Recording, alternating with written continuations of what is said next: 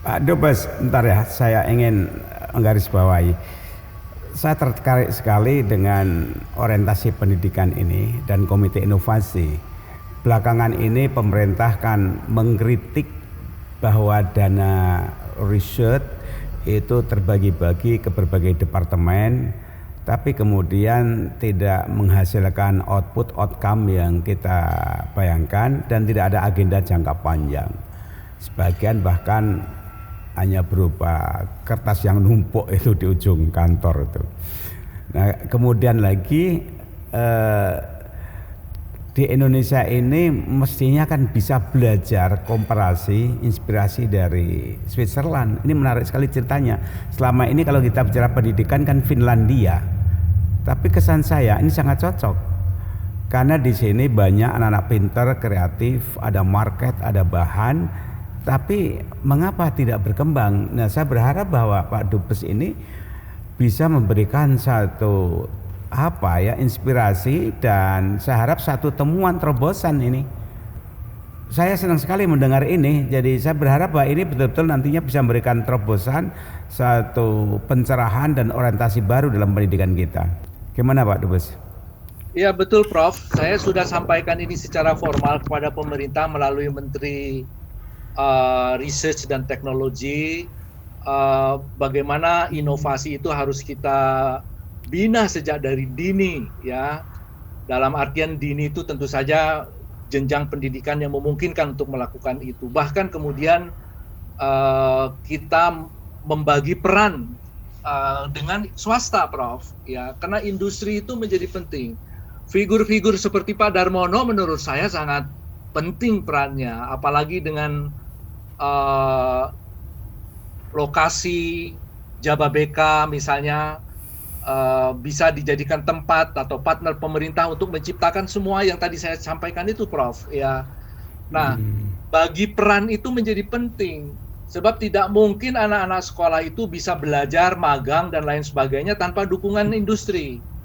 Tidak mungkin juga guru-guru itu datang hanya dari sekolah murni, guru-guru itu datang juga dari industri dan lain sebagainya. Ini semua harus on purpose, itu mestinya harus diciptakan lingkungan dan environment yang seperti itu, sehingga dengan demikian nanti ada kesinambungan tidak hanya karena dengan pemerintah dengan swasta, tapi kemudian kesinambungan dalam kemudian pembentukan karir, link dan match yang selama ini jadi concern kita kemudian terjawab otomatis dengan proses mekanisme yang tadi saya sampaikan itu. Jadi sebetulnya saya sependapat sekali kalau memang Indonesia bisa membentuk lembaga inovasi. Bahkan Cina saja, Prof. Cina melakukan reformasi di bidang pendidikan vokasinya dengan membentuk satu komite nasional di bidang inovasi dan pendidikan vokasi. Jadi saya kira sudah waktunya Indonesia melakukan riset ulang, apalagi saya kira kita banyak belajar dari COVID dan pandemik ini untuk melakukan riset berbagai macam hal. Dengan situasi seperti ini, sesuatu yang menurut saya sangat kondusif untuk kita mulai mendorong inovasi, melindungi pikiran-pikiran anak-anak milenial yang bagus-bagus itu dengan melibatkan kolaborasi dengan berbagai macam pihak, terutama dengan dukungan pihak swasta. Saya kira demikian, Prof. Iya, Pak Darmono mau meneruskan? Iya, ini makin menarik dalam bidang ini karena saya barusan juga tadi bicara dengan BPPT. Dan LIPI juga coba menggabungkan antara industri dan fasilitas-fasilitas riset pemerintah yang selama ini tidak cukup intensif hubungan antara swasta dan pemerintah. Fasilitas riset di Indonesia itu banyak sekali didanai pemerintah, di tiap universitas negeri itu punya fasilitas riset, belum LIPI dan BPPT. Tapi ini tidak berkesinambungan. Contohnya adalah jumlah jurnal Indonesia itu 2 kali lipat dari jumlah usul paten yang kebalik dari luar negeri. Umumnya di luar negeri itu paten yang didaftarkan itu 2 kali daripada jurnal. Di sini jurnal 2 kali daripada yang didaftar paten. Paten yang didaftarkan itu kurang lebih dalam negeri ya 3.800 tahun kemarin. Cina mendaftarkan 40.000 paten. Dan yang diterima oleh internasional itu adalah 4.000 per tahun. Jadi ini tadi dibandingkan dengan yang Switzerland, Pak Dubes mengatakan kurang lebih 400 ya dari Switzerland per tahun. Di Cina itu 4.000, yang 40.000 yang didaftar, 4.000 yang internasional diakui. Jadi memang kembali ke UMKM tadi itu harus didorong karena ada inovasi. Jadi saya sih sangat mendukung ini, di mana dulu Pak Jokowi mengatakan juga perlu ada 100 teknopark. Nah, kita ini udah punya lebih dari 100 kawasan industri di Indonesia. Yang tinggal diresmikan aja itu adalah teknopark. Disitulah terjadinya kolaborasi, komunikasi, dan networking antara pengusaha, akademisi, dan pemerintah.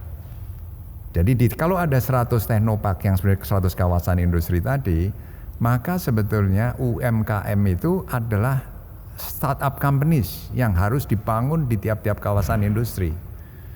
Kawasan industri harus didukung sama perumahan. Perumahan didukung sama ruko-ruko. Ruko-ruko itu umumnya dijual ke investor kosong 3 tahun. Itu sebagai alat untuk startup companies yang bisa untuk bekerja sama dengan pabrik-pabrik. Pabrik ditanya, Anda perlu inovasi apa? Sehingga inovasinya itu harus sesuai sama kemauan pasar. Jadi perusahaan-perusahaan besar itulah anchor tenants ya. Kemudian UMKM dan UKM itu sebenarnya adalah supply chains daripada itu perusahaan-perusahaan raksasa. Perusahaan raksasa bisa menjangkau ke seluruh dunia. UMKM susah karena resources yang terbatas. Sehingga misalnya Switzerland itu kan punya perusahaan-perusahaan raksasa seperti Ciba-Geigy, Novaris, banyak lagi yang ada di semua negara untuk menjadi sebetulnya pintu atau alat dari perusahaan besar dari Switzerland untuk membawa UMKM-nya, UKM-nya bisa tersebar ke seluruh dunia melalui perusahaan-perusahaan besar. Yang dulu zaman Belanda kita juga ada namanya The Big Five. Kemudian dinasionalisasi oleh Bung Karno menjadi PT Nedharma, Panta, IP Panca. Sekarang masih ada itu BUMN semua. Tapi sudah tidak berfungsi seharusnya. Nah ini mestinya harus dihidupkan kembali. Karena UMKM tanpa didukung oleh perusahaan-perusahaan besar yang ekspor kemana-mana seluruh dunia, sulit untuk masuk pasar dunia. Dan itu contohnya kalau Jepang, yang menabrak keluar adalah Sogo Sosa, Mitsui, Marubeni, banyaklah dulu ada 10 kalau nggak salah, Toyomenka, Itochu, itu yang sekarang banyak sudah merger juga. Sedangkan di Korea ada cebol-cebol, ya Daewoo, Hyundai, Samsung, itu adalah yang keluar negeri, tapi mereka tidak mungkin bisa bikin sendiri semua. Itu harus didukung oleh UMKM-UMKM yang berinovasi. Perusahaan-perusahaan besar tidak sanggup berinovasi terus-menerus kan. Jadi inovasi memang harus dibawa. Dan Komite Inovasi Nasional itu terakhir saya juga ikut jadi juri, itu diselenggarakan oleh BPPT Pak Dubes ya. Cuman ya itu masih kualitasnya tuh Pak yang masuk tuh masih sangat terbatas. Memang pembicaraan seperti ini jadi bisa menarik karena Pak Dubes bisa menceritakan hal yang real. Nih loh Switzerland kayak begini. Iya. Ini menarik, ini ada 2 tokoh yang satu ini memang ahli moneter, selama ini ikut menggarap putaran uang dan sekarang di Swiss bahkan menyaksikan langsung best practice. Sementara Pak Ter kan punya living laboratory. Kalau 2 orang ini bersinergi untuk menyampaikan satu gagasan konsep yang meyakinkan, saya berharap akan mendatangkan satu perubahan inovatif. Nah yang kedua, mungkin nanti Pak Dubes menanggapi Orian Pak Ter tadi. Tapi yang kedua saya ingin tanya gini nantinya. Di samping inovasi-inovasi dan kondisi ekonomi yang sudah begitu mapan, apa yang Pak Dubes lihat budaya birokrasi dan juga kultur politik di sana menyangkut kualitas leadership baik di Switzerland, di Eropa, di Jerman misalnya, sehingga kemudian kita bisa dapat insight, tidak semata satu pendekatan kuantitatif, reportatif bidang ekonomi, tapi sisi tadi kemanusiaan dan leadership, budaya politik dan birokrasi. Silakan Pak Dubes. Terima kasih Prof. Saya kira memang Pak Darmono orang yang paling pas ya, karena beliau punya infrastruktur untuk mendukung. Karena saya sependapat ya, kita tidak bisa mengembangkan ini tanpa kita membangun satu apa yang kita sebut ekosistem, ya, satu platform terkait dengan upaya untuk pengembangan innovation ini. Jadi kita harus checklist sebetulnya apa yang sebetulnya masih perlu kita bangun di dalam ekosistem kita, terutama untuk membangun pendidikan berbasis vokasi ini yang kemudian bisa menjawab tantangan kebutuhan masa depan ya, sesuai dengan perkembangan zaman, yaitu sumber daya manusia yang bagus ya. Nah, oleh karena itu kalau kita bandingkan beberapa hal yang ada di Indonesia dengan di Switzerland, bahkan mungkin beberapa inisiatif yang ditempuh oleh India dan Cina belakangan hari ini yang saya sempat ikuti. Yang pertama tentu saja memang komitmen yang besar ya dari semua pihak ya, dengan arahan yang jelas ya, apa sebetulnya yang mau dibangun, apa sih sebetulnya yang mau dikerjakan terkait dengan upaya mengembangkan pendidikan berbasis vokasi ini. Menurut saya seperti yang tadi sudah disampaikan, sebetulnya infrastrukturnya sudah banyak ya, Teknopark sudah di mana-mana, membuat saya bahkan mendengar, karena saya menjadi ketua majelis wali amanat di Universitas Diponegoro di Semarang.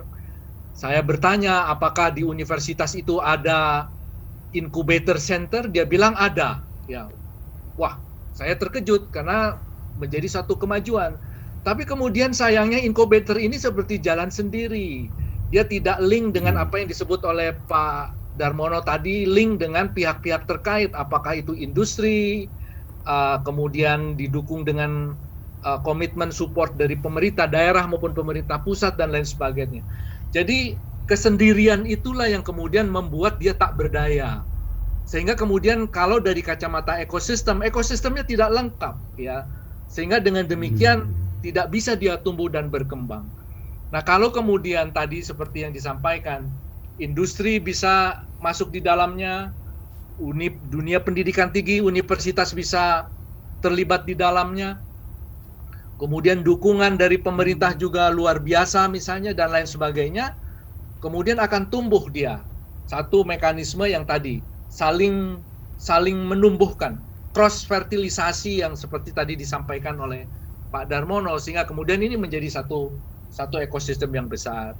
Nah, oleh karena itu memang perlu kita mulai, saya sependapat betul, bahkan menurut saya kalau memang, karena biasanya kita di Indonesia itu kerja dimulai dengan undang-undang misalnya, ya kalau memang diperlukan undang-undang khusus vokasi, ya mari kita sama-sama siapkan agar dia betul-betul menjadi satu mandat, satu pesan konstitusi gitu, bahwa ya memang ini menjadi satu keharusan, sehingga kemudian menjadi alasan untuk para pelaku bisnis dan lain sebagainya untuk bisa memulainya. Dan kemudian tentu saja harus dikawal ya oleh orang-orang yang nurture ya dalam bidangnya, sehingga dengan demikian itu bisa tumbuh dan berkembang. Jadi mungkin tidak mesti harus mulai dari yang besar, mulai dari yang kecil. Saya kira Pak Darmono adalah orang yang paling pas ini. Mohon maaf Pak Darmono ya, karena infrastrukturnya sudah ada, tinggal bagaimana universitasnya sudah ada melalui PIU misalnya, kemudian tinggal kita bangun satu ekosistem mikro, dan kemudian mudah-mudahan bisa menjadi contoh ya, jadi model, sehingga kemudian ini bisa kita sebarluaskan di dalam konteks yang lebih besar. Kalau kita menunggu dulu memang terlalu lama dan capek kita menunggu, mesti ada undang-undangnya, mesti ada ini, mesti ada itu. Saya kira mungkin terlalu lama. Kita mulai saja dulu dengan membentuk innovation hub yang berbasis sudah ada industrinya dan komitmennya dan lain sebagainya. Saya kira mulai dari situ kita bisa mulai. Menurut saya demikian Pak Prof. Iya, pertanyaan yang kedua tadi kalau sempat dijawab, saya ingin sekedar ini aja insight bagaimana budaya birokrasi dan politik di sana sehingga mendukung berbagai gagasan-gagasan inovatif tadi? Iya, terima kasih Prof. Terima kasih. Saya tadi lupa menjawabnya. Swiss ini sangat desentralisasi ya. Artinya peranan pemerintah daerah itu besar sekali, dan bahkan mungkin lebih ekstrim dari itu, peranan pemerintah mungkin juga tidak terlalu besar. Artinya peranan swasta itu sangat dominan. Semua digerakkan oleh unit-unit ekonomi swasta rakyat yang kemudian bergerak, ya. Sehingga dengan demikian sebetulnya apa yang disediakan oleh otoritas pemerintah formal gitu, baik dia pusat maupun daerah, adalah kepastian hukum, ya, termasuk di dalamnya enforcement-nya. Itu yang dijaga sedemikian rupa untuk kemudian memberikan ruangan lingkungan yang pasti untuk siapapun untuk bergerak dan berusaha. Ya. Saya ambil contoh ya betapa kemudian dinamisnya kegiatan birokrasi di Swiss ini. Misalnya setiap provinsi bebas menetapkan pajak untuk memancing siapapun mau berinvestasi di provinsinya masing-masing. Saya kira ini satu terobosan yang luar biasa. Bahkan untuk konteks Indonesia menurut saya mungkin saja bisa relevan, tentu saja dengan perlu kajian. Tapi menurut saya kalau kemudian semangat seorang gubernur memiliki komitmen yang seperti itu, paham akan prinsip bahwa investasi bagi daerahnya akan menciptakan lapangan kerja bagi daerahnya, bahkan investasi itu bisa memberikan kesejahteraan bagi daerahnya dan lain sebagainya, dan kemudian diberi kawalan hukum yang konsisten ya pada tingkat yang lebih tingginya, saya kira kemudian akan menimbulkan dinamika yang luar biasa besar, dan bahkan tumbuh mereka, karena saya katakan tadi kreativitas pada level akar rumputnya sudah besar. Jadi kalau kreativitas pada akar rumputnya sudah besar, dikawal dengan implementasi hukum yang kuat ya dan konsisten, dan kemudian dinilai kredibel, saya kira kemudian yang muncul adalah hal-hal yang selalu akan baik. Swiss ini terkenal sangat konsisten dan kredibel, Prof, karena dalam 400 tahun terakhir ini mata uang Swiss itu adalah mata uang yang paling kredibel di dunia dong. Jadi ketika dolar hancur, ketika mata uang hancur, lainnya hancur, Swiss francs itu selalu menjadi tempat untuk berlabuh, dan berdasarkan statistik kredibilitas itu sangat menentukan, terutama konsistensi kebijakan, kawalan yang bagus, dan didukung dengan potensi dan inovasi ekonomi yang luar biasa. Itu yang menurut saya membuat lingkungan yang sangat kondusif bagi siapapun untuk bisa berprestasi di negara kecil seperti Swiss ini. Ya. Satu lagi nih, Pak Dubes, belakangnya ada viral Perdana Menteri Merkel yang sekian tahun bertugas dan dia menyelesaikan tugasnya dengan happy ending, happy landing, konsisten, dedikatif sekali, dan merupakan role model. Sebagai tetangga, apa yang Anda lihat dari dekat itu? Iya, Swiss banyak belajar betul dari Jerman, karena Swiss itu 2/3 rakyat Swiss itu berbicara bahasa Jerman, sehingga tidak lepas pengaruh Jerman. Bahkan orang Swiss itu baca koran Jerman, Station televisi Jerman, ya. Dan bahasa Jerman menjadi bahasa paling besar dimanfaatkan oleh masyarakat Swiss, kemudian disusul oleh Prancis dan Italia. Sehingga kemudian budaya kerja Jerman itu sangat kental. Bahkan to some extent Swiss jauh lebih baik di dalam hal implementasi. Sehingga ada semacam joke, kalau Anda ingin memanfaatkan kecanggihan punctuality kereta api Jerman, datanglah ke Swiss. Ya, artinya ya di Jerman sudah mulai agak meleset punctuality-nya, tapi kemudian orang Jerman mengatakan datanglah ke Swiss, karena memang Swiss kemudian kelihatan menjadi lebih Jerman daripada Jerman. Ada sekitar 4.000 profesor Jerman bekerja di Swiss. Sehingga dengan demikian seluruh universitas Jerman, universitas Swiss yang bagus pada umumnya profesor datang dari Swiss. Dokter di rumah sakit juga banyak datang dari Jerman, maksud saya. Nah, sehingga dengan demikian hubungannya luar biasa. Sehingga tokoh seperti Angela Merkel ini tidak hanya di Jerman dan di kita yang menjadi perhatian, di Swiss pun menjadi perhatian, dan kemudian banyak sekali apa istilahnya pemerhati Angela Merkel, dan bahkan kemudian sedih karena Angela Merkel harus selesai pelaksanaan tugasnya. Nah, ini yang saya kira kultur Jerman yang dituangkan baik dalam artian Jerman sebagai satu negara itu betul-betul sangat terasa di Swiss. Bahkan kemudian etos kerja Merkel ini terutama terkait dengan yang menarik yang saya ikuti terakhir ini, bagaimana Merkel struggling dengan kebijakan vaksinasi dan virusnya yang kemudian banyak menjadi contoh karena memberikan perlawanan yang sangat kuat terhadap negara-negara EU lainnya terkait dengan kebijakan keterbukaan antar border Jerman dengan negara-negara tetangganya. Saya kira kemudian banyak apa istilahnya menjadi bahan diskusi terutama di negara-negara tetangga seperti Swiss ini, sehingga kemudian kepergian Merkel ini kemudian banyak kemudian dibenturkan dengan apakah penggantinya bisa menggantikan Merkel, ya. Sederhana, kemudian cukup panjang memimpin Jerman, dan kemudian tentu saja tetap menjadikan Jerman sebagai the most powerful ekonomi di Uni Eropa, ya.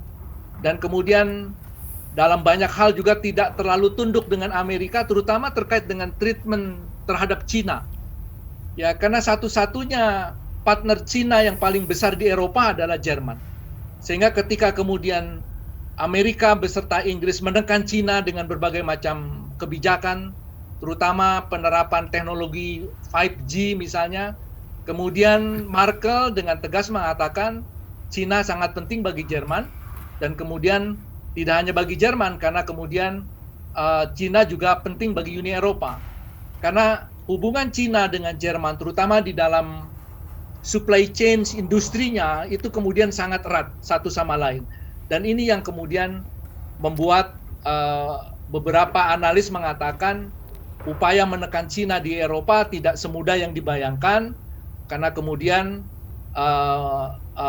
peran Jerman yang saya kira muncul dalam tanda kutip kemudian membackup peranan Cina di Uni Eropa ini karena bisnis yang sudah terlanjur besar antara Jerman dengan Cina ini.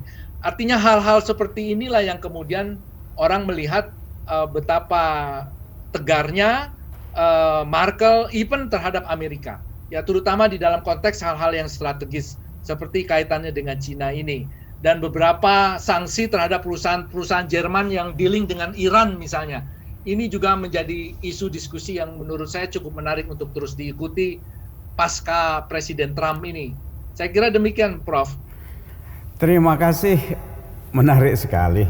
Serasa mendapat kuliah 1 semester dan saya merasa utang saya untuk ke Swiss terobati nih, Pak Dubes.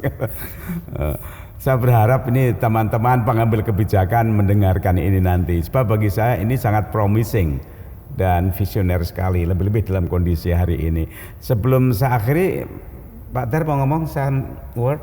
Ya, mungkin tadi yang saya catat penting sekali adalah pemerintah daerah di Swiss itu mempunyai otoritas yang besar untuk memberikan regulasi atau insentif kepada pengusaha-pengusahanya. Nah, ini mungkin di Indonesia bisa diterjemahkan kalau di kawasan industri itu diberikan otorita, maka 100 kawasan di Indonesia itu akan bisa memberikan insentif regulasi yang begitu menarik buat FDI atau pengusaha lokal, UKM, karena mereka yang paling tahu pasar. Tidak usah tunggu dari pusat, mereka bisa menentukan ini loh regulasi insentif yang dibutuhkan. Maka dengan demikian kita bisa seperti Switzerland, ya. Jadi pemerintah daerahnya dalam hal ini diwakili otorita kawasan industri bisa memberikan motivasi, insentif, regulasi kepada para pengusaha lokal maupun dari luar negeri. Nah ini mungkin Pak yang tadi permulaan saya juga ingin apakah mungkin di Indonesia itu bisa dibangun kawasan-kawasan yang mirip Switzerland dalam arti jaminan mutunya, vocational trainingnya, kepastian hukumnya, dan kemudahan-kemudahan Pak. Sebab kalau Indonesia keseluruhan itu kan besar sekali dan perlu waktu. Tapi kalau dibuat enclave, kafling, kawasan-kawasan yang mirip Switzerland, itu kan bisa lebih cepat dan lebih praktis. Itu saya kira. Oke, terima kasih Pak Dubes, terima kasih. Saya merasa tercerahkan kali ini mendengarkan satu cerita best practice di sana. Terima kasih Pak Ter ya. Terima kasih. Sampai jumpa lagi para pemirsa. Insya Allah kita berjumpa pada sajian kami yang akan datang. Assalamualaikum warahmatullahi wabarakatuh.